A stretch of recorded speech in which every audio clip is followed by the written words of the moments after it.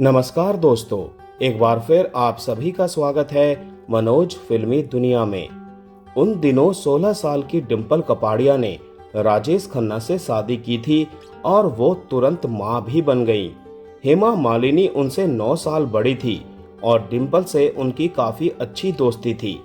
डिंपल कपाड़िया ने कहा था कि मैं उन दिनों इतनी गुस्सैल हो गई थी कि मैं बहुत परेशान हो जाती थी। मैं उनसे कहती थी कि ये आदमी यानी धर्मेंद्र तुमसे कभी शादी नहीं करेगा। दोस्तों, वीडियो में आगे बढ़ने से पहले प्लीज मेरे चैनल को सब्सक्राइब करके बेल आइकन को जरूर प्रेस कर दीजिएगा। तो चलिए दोस्तों, वीडियो को शुरू करते हैं। ये किस्सा उन दिनों का है जब धर्मेंद्र और हेमा मालिनी के बीच रिश्ता प्यार का था। तब डिंपल कपाड़िया ने हेमा से कुछ ऐसा कहा था जिसकी उन्होंने उम्मीद नहीं की होगी। हालांकि उन दिनों शादीशुदा डिंपल कपाड़िया राजेश खन्ना के व्यवहार की वजह से अकेलेपन से जूझ रही थी। डिंपल ने हेमा और धर्मेंद्र के रिश्ते को लेकर भी पहले ही घोषणा कर डाली थी। उस वक्त हेमा मालिनी और राजेश खन्ना ने एक साथ 13 फिल्मों में काम किया था और हेमा डिंपल कपाड़िया की भी अच्छी दोस्त बन गई थी। राजेश खन्ना अपनी पीढ़ी के सबसे सफल एक्टर्स में से एक गिने जाते हैं। हालांकि अपने को स्टार्स के साथ उनका घमंडी रवैया और घंटों तक शूटिंग रोके रखने की उनकी आदत से क्रू और कलाकार अक्सर परेशान रहते थे। उन दिनों हेमा मालिनी भी एक बड़ी सुपरस्टार थी। हालांकि तमाम मतभेदों के बावजूद हेमा और राजेश ने एक साथ 13 फिल्मों में काम किया। कहते हैं कि इसके पीछे की वजह हेमा की डिंपल कपाड़िया के साथ दोस्ती भी थी। डिंपल तब यंग थी जब उनकी मुलाकात हेमा मालिनी से हुई, जो उनसे 9 साल बड़ी थी। राम कमल मुखर्जी की लिखी हेमा मालिनी की जीवनी Hema Malini beyond the dream girl में हेमा ने बताया है कि राजेश खन्ना उनके साथ अजीब व्यवहार करते थे। इसमें यह भी कहा गया है कि चूंकि वो उन्हें कोई खास तवज्जो नहीं देती थी, इसीलिए राजेश खन्ना उन्हें घमंडी मानते थे। मजेदार ये है कि हेमा भी ऐसा ही महसूस करती थी। डिंपल कपाड़िया और राजेश खन्ना की शादी तब हुई जब डिंपल सिर्फ 16 साल की थी और राजेश खन्ना 32 साल के। शादी में शुरू से ही चुनौतियां थी और हेमा इसे करीब से देख पा रही थी। हेमा के लिए भी प्यार वाला दौर उतना ही कठिन था, क्योंकि वो धर्मेंद्र से प्यार करती थी और धर्मेंद्र पहले से शादीशुदा थे और उनके 4 बच्चे भी थे।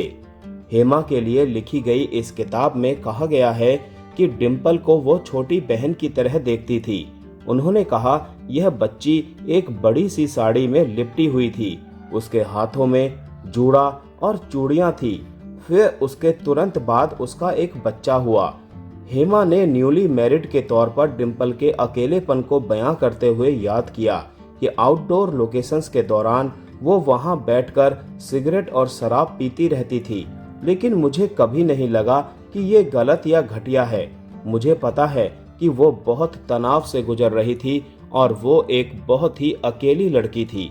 राजेश खन्ना पूरे दिन शूटिंग करते रहते थे और शाम को वो अपने दोस्तों के साथ बैठते थे।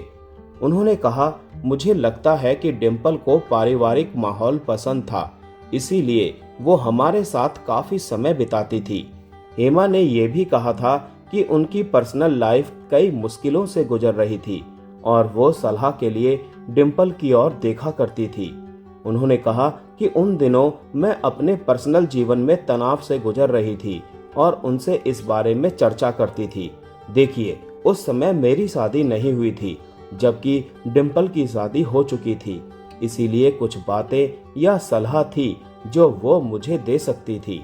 डिंपल कपाड़िया और हेमा मालिनी के बीच एक गहरा रिश्ता था।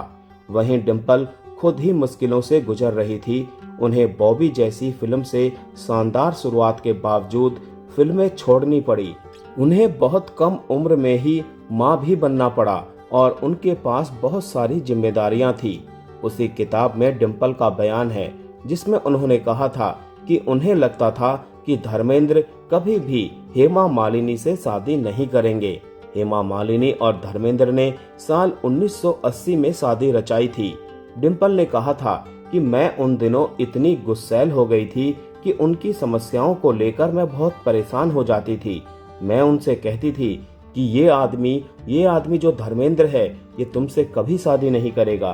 बेहतर होगा कि तुम होश में आओ और कुछ करो। और अगर उसने मेरी बात सुनी होती तो दोस्तों, आज का वीडियो यहीं समाप्त करते हैं। मिलते हैं नेक्स्ट वीडियो में। तब तक के लिए आप सभी को tata bye bye, take care.